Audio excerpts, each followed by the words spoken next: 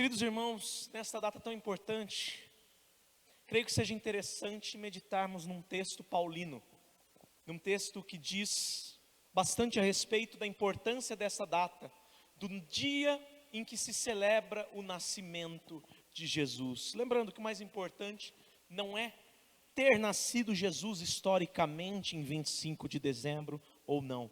O importante é que Jesus nasceu.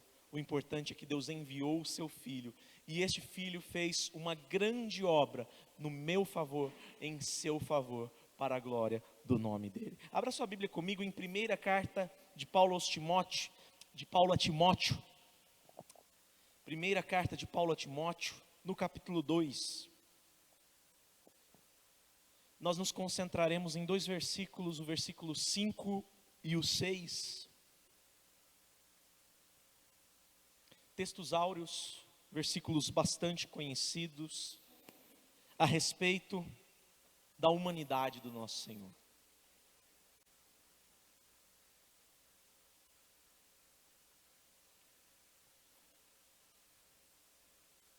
Primeira Timóteo capítulo 2, versos 5 e 6. A palavra do Senhor diz: porque há um só Deus e um só mediador entre Deus e a humanidade, Cristo Jesus, homem, que deu a si mesmo em resgate por todos, testemunho que deve se dar em tempos oportunos. Oremos. Deus Santo, nós te bendizemos e louvamos a Ti, gratos por termos diante de nossas vistas em mais uma ocasião a Tua santa palavra. Guia-nos, Pai, na compreensão ideal daquilo que o Senhor deseja nos falar, trazendo até nós a iluminação do Teu Espírito Santo, para que compreendamos tudo quanto estiver contido neste texto, revelado a cada um de nós. Abre as nossas mentes, abre os nossos corações e guia-nos segundo a Tua verdade, no nome do Senhor Jesus. Amém. O título da mensagem de hoje é o urgente e necessário milagre do Natal. O urgente e necessário milagre do Natal. Nós temos que o cristianismo moderno, as igrejas evangélicas do tempo presente, criaram uma moda, uma mania de discutir a data do Natal. Os ateus, os ímpios, os pagãos, os descrentes, eles vão usar a imprecisão da data do nascimento de Jesus para zombar da verdadeira fé. E é isso que nós temos ao nosso redor. E alguns evangélicos vão dizer da seguinte forma: não, o Natal é uma festa pagã.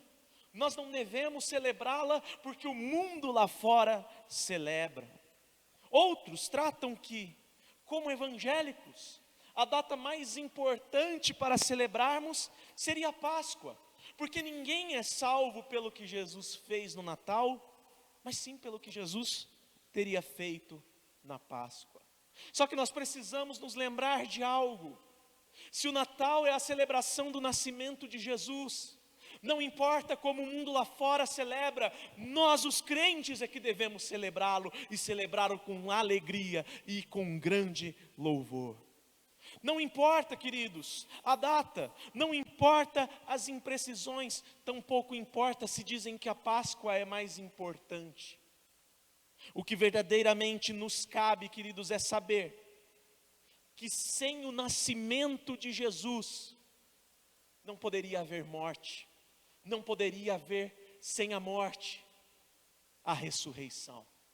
De modo que tudo quanto Jesus fez para nós, diante dos nossos olhos, diante dos homens caídos e corrompidos pelo pecado, foi feito de forma completa a partir do dia em que o perfeito Filho de Deus nasceu de uma virgem.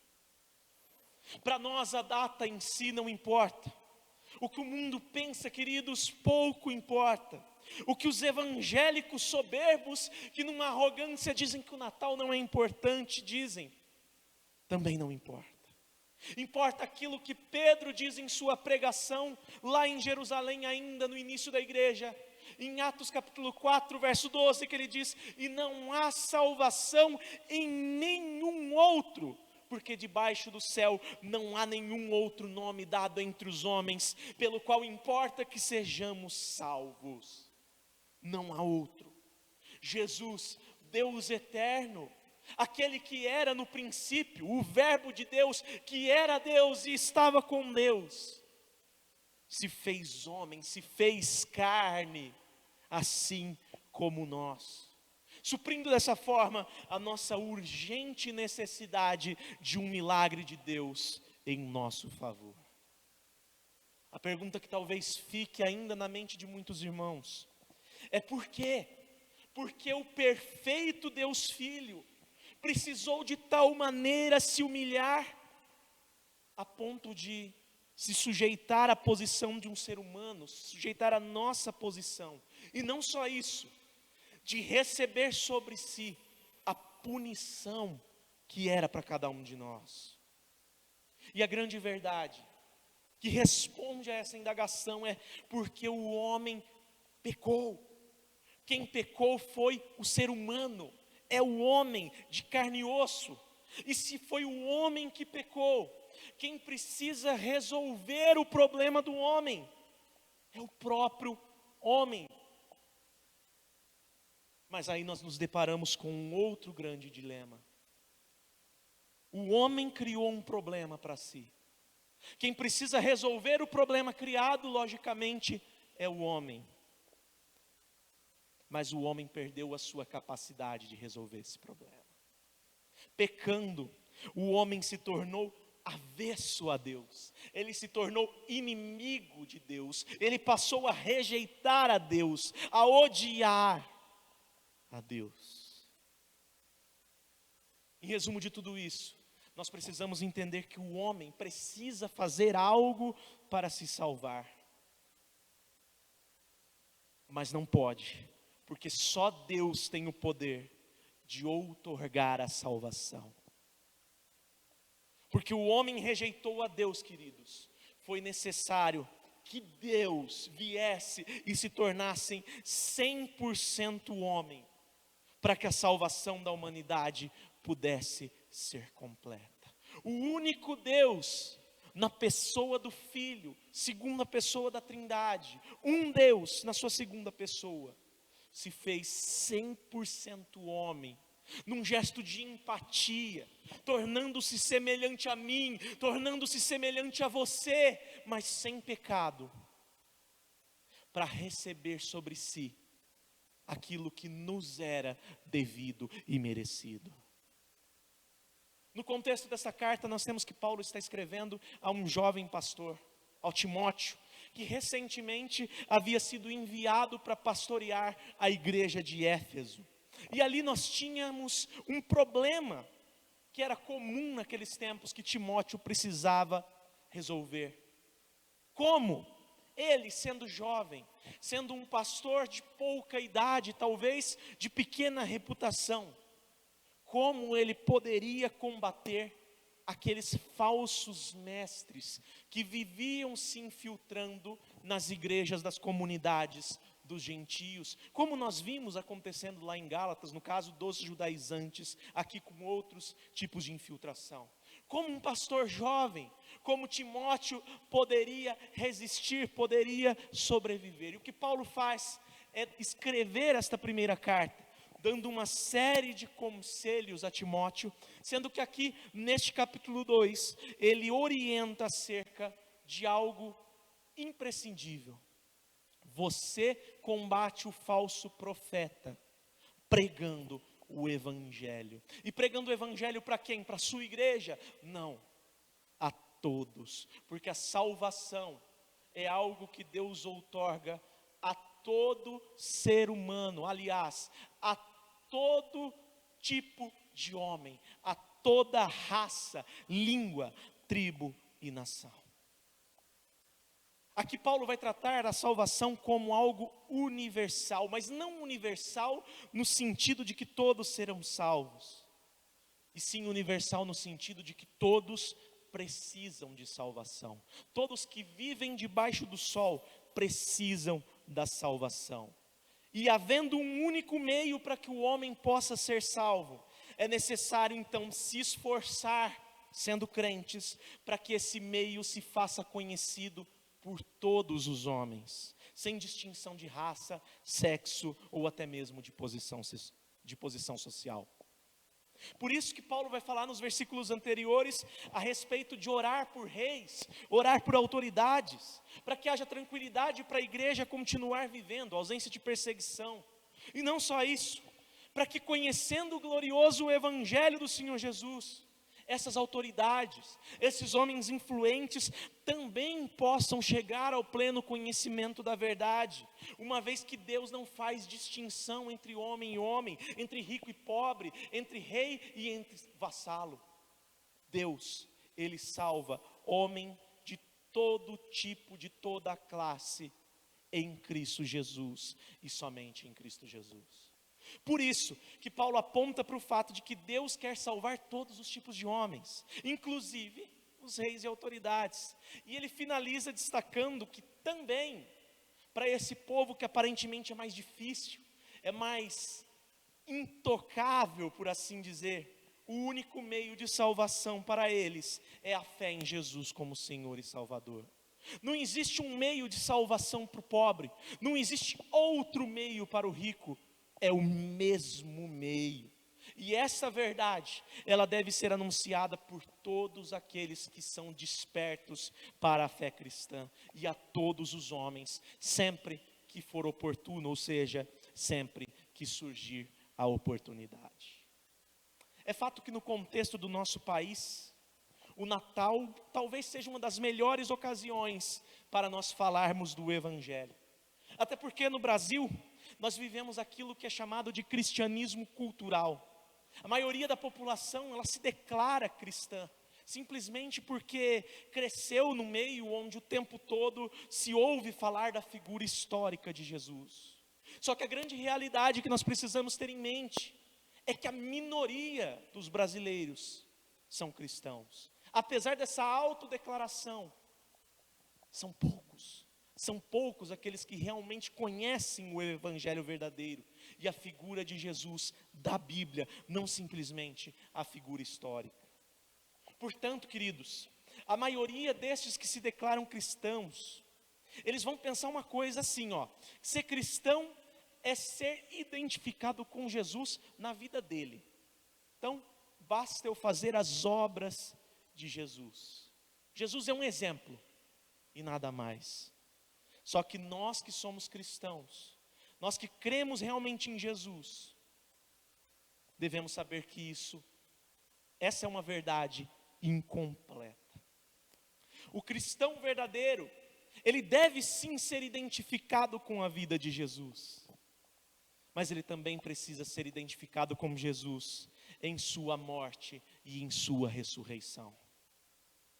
Para o viver como Cristo ser uma expressão verdadeira, para que a obediência faça sentido, para que não seja só uma simples obra do esforço humano. Antes, queridos, é necessário que nós morramos como Jesus também morreu. Nos arrependamos do nosso pecado, demos as costas para a nossa iniquidade e para o nosso passado. E que nós também ressuscitemos da mesma modo que Jesus ressuscitou, estando dispostos a abrir mão de tudo mesmo, até mesmo aquilo que nos era mais caro, para podermos viver exclusivamente para Deus. Não é sair do mundo, nem deixar de fazer, de participar das coisas boas que existem no mundo, mas é fazer tudo aquilo que for digno, tudo aquilo que for lícito, tudo aquilo que for agradável de se fazer nesta terra, não tendo em vista a satisfação do nosso bel prazer, da nossa necessidade, mas a glória de Deus. E é por isso, queridos, que neste Natal, baseados nas palavras aqui de Paulo, que convém que nos lembremos de algumas verdades centrais que este texto nos deixa. Primeira verdade: Deus existe e há um só Deus. Paulo vai iniciar dizendo: porque há um só Deus. Ele está lá, Ele criou todas as coisas, Ele fez tudo que há nesta terra. Ele criou esta terra. E Ele é único. Ele o fez sozinho, na pessoa do Pai, do Filho e do Espírito Santo. Deus é o Pai nosso, mas que está nos céus. De modo que nós temos que entender que esse um só Deus, por ser único, Ele é santo. Ele é separado. Ele é distinto. E embora Ele tenha criado a humanidade conforme a sua imagem, segundo a sua semelhança,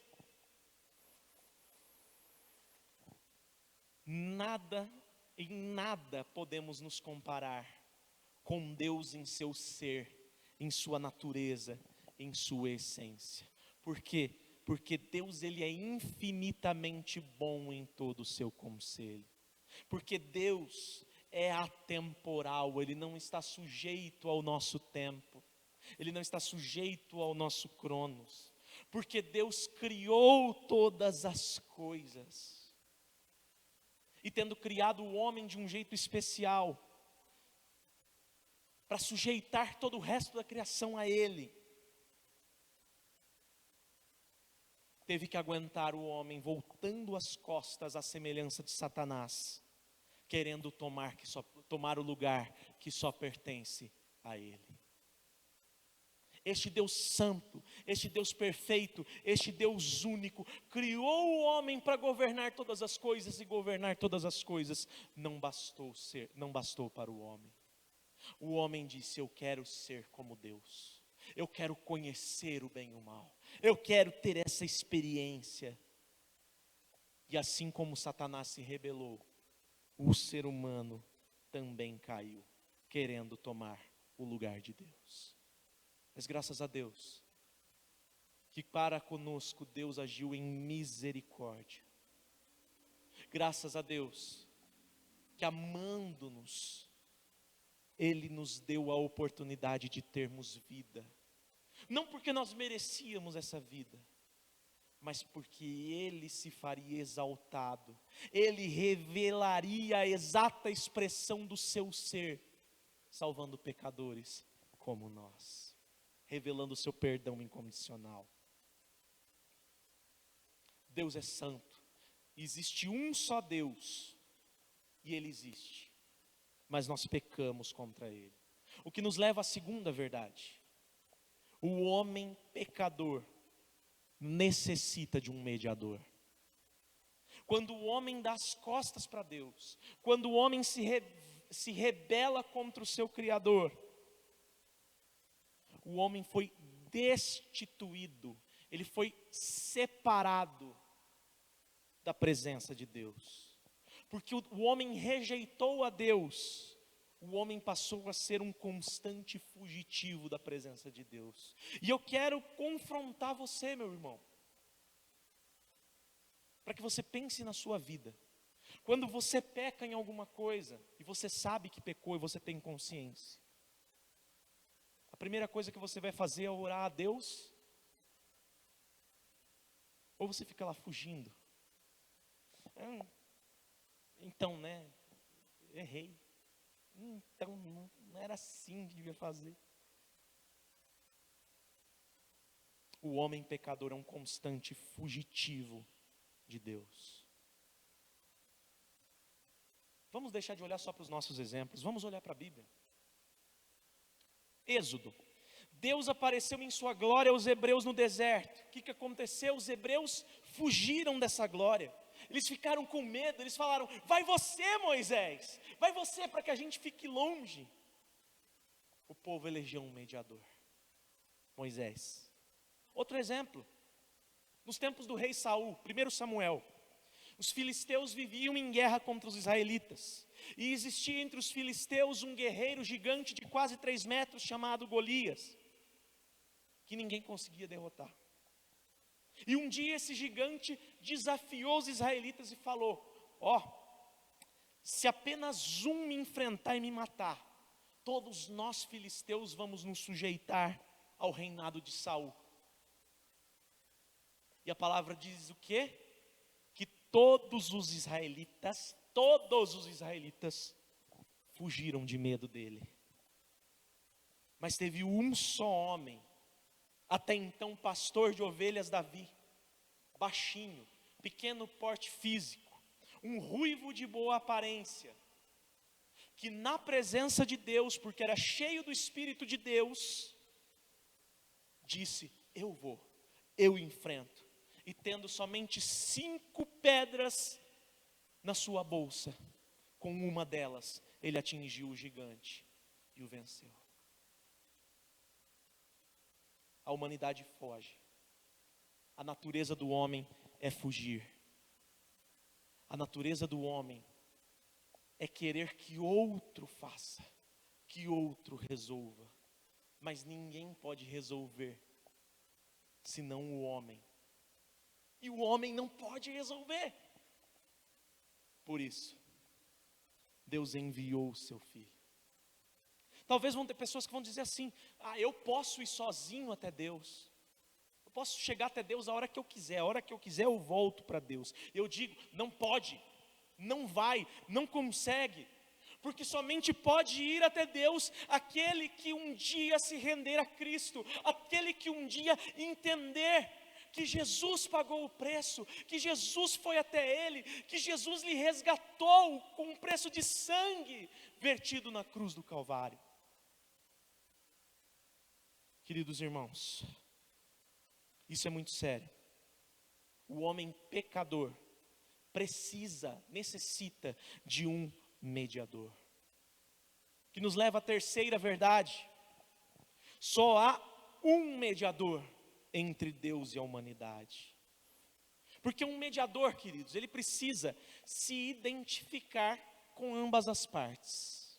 César, que trabalha como advogado, que trabalha com conciliação, deve entender que o mediador, alguém que vai mediar um conflito, ele deve estar a par da situação de um, a par da situação de outro, e fazer um tipo de ponte, um tipo de ligação.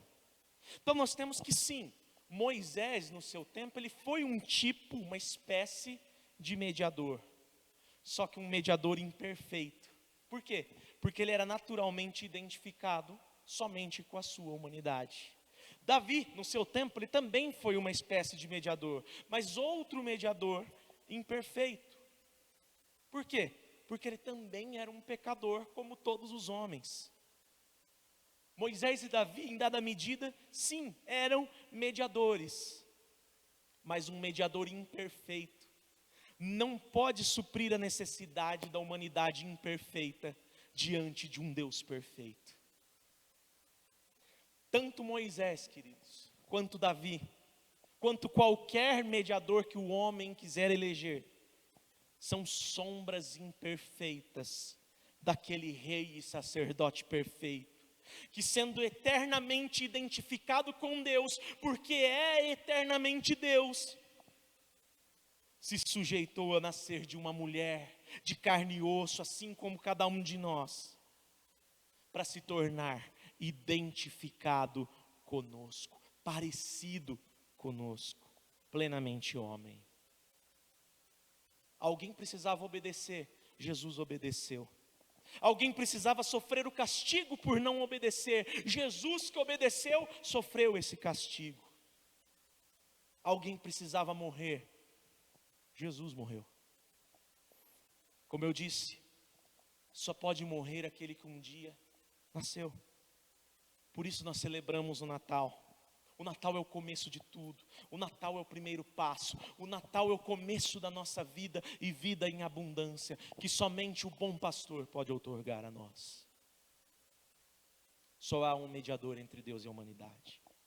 Quarta verdade: como mediador, Jesus não somente pagou o preço do resgate, como ele também foi o preço do resgate. Como mediador, Jesus não somente pagou o preço do resgate, como ele também foi o preço do resgate. Jesus é eternamente Deus, Jesus se fez homem. Aí Jesus viveu como um homem perfeito, obedecendo perfeitamente a lei de Deus que foi dada ao povo hebreu. que se manifestou posteriormente na religião judaica.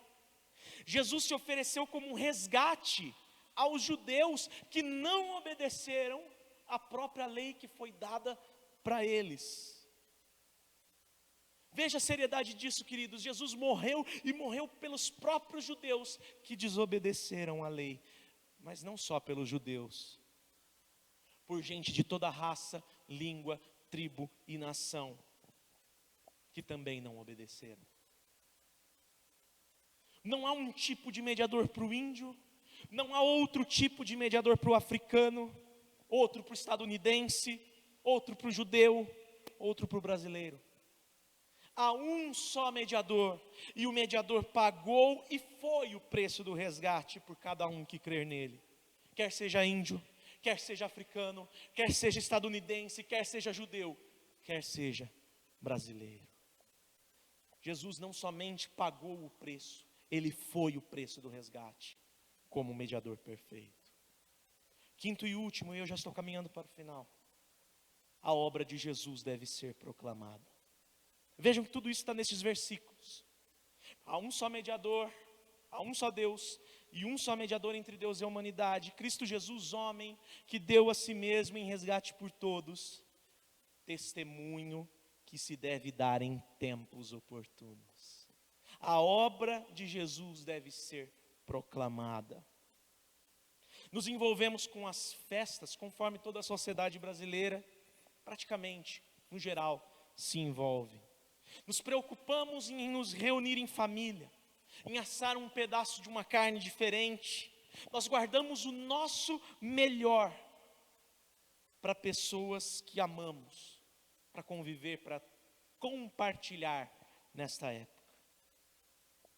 Só que muitas vezes nós nos mantemos calados sobre o real motivo dessa data tão especial. A verdade, queridos, é que Jesus é tão grandioso. Preste atenção nisso. Ele é tão grandioso que ele movimenta até mesmo aqueles que nunca o conheceram.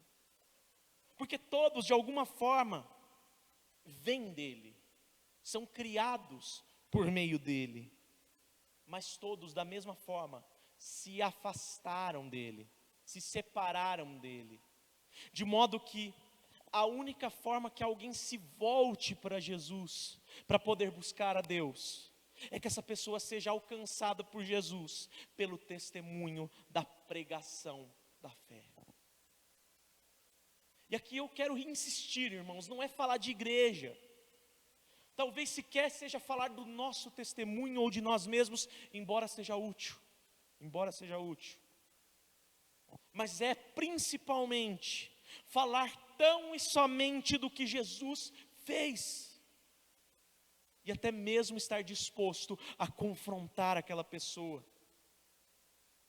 Tente confrontar assim, da seguinte forma: se Jesus não fez tudo isso por você, então por que você está fazendo questão de celebrar essa festa? Por que você para tudo para guardar esse feriado? Por que você não quer trabalhar no Natal? É só por causa daqueles parentes que você nem sequer suporta no dia a dia? É por Jesus.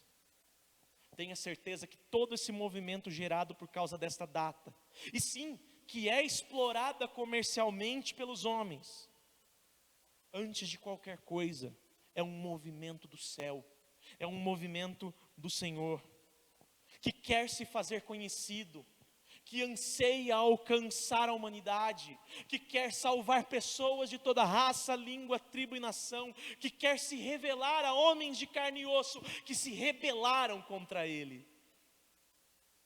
Porque chegará o dia, queridos, em que todos se prostrarão diante dele, e toda língua confessará, e todo joelho se dobrará, dizendo que Jesus Cristo é o Senhor. Mas bem-aventurados são aqueles que fazem isso hoje, aqueles que não esperam, aqueles que se arrependem e creem. E só esses, queridos, só esses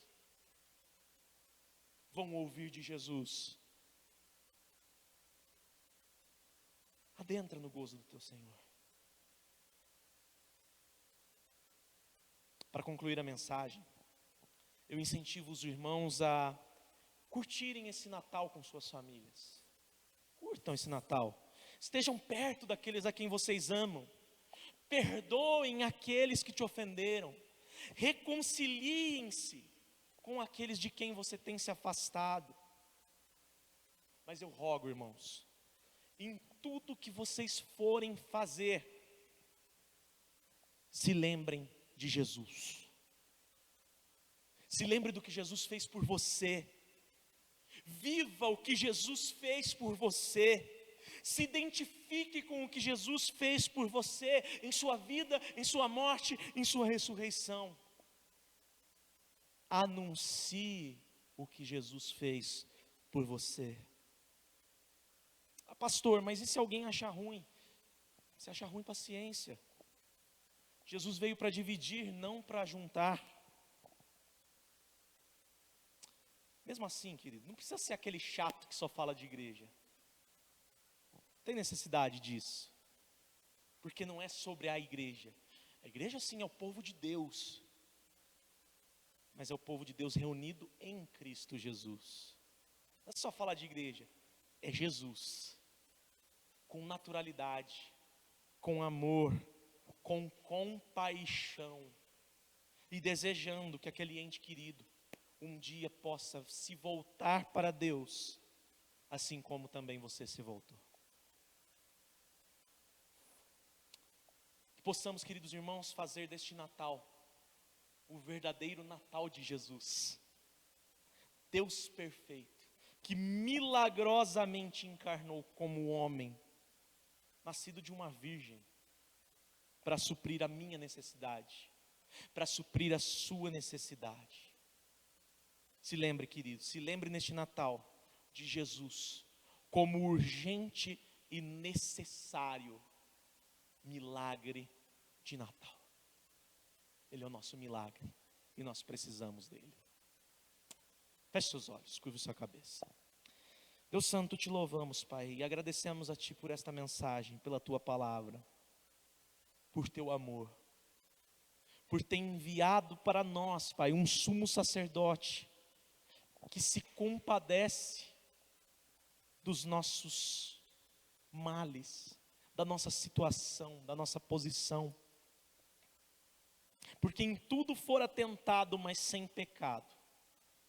E sem pecado, Ele ofereceu o perfeito sacrifício, nos fazendo voltar novamente a ter paz com o Senhor.